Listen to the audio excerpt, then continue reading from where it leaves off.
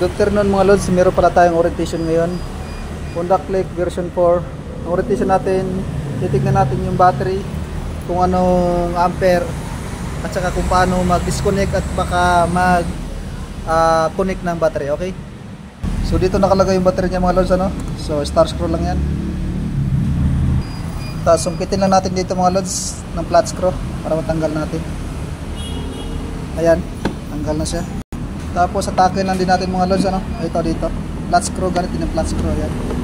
Tanggal na siya. So yan yung kanyang battery mga lods, ano? So pag magtanggal tayo mga lods, ay ang orientation nito dapat unahin natin yung positive bago negative. So tanggalin muna natin mga lods ang positive.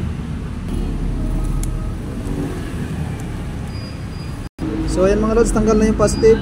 Sunod naman natin yung kanyang negative. Okay. So dito lang natin nilalagay sa gilid.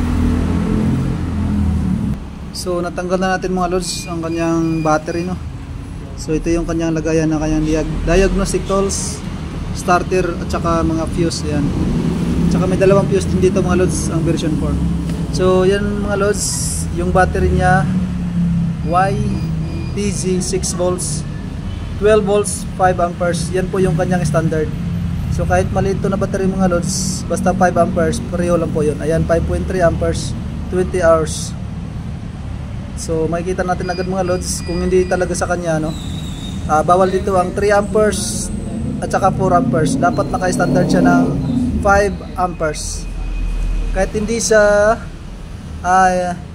Yuasa, kahit OD, basta 12 volts 5 amperes ang standard.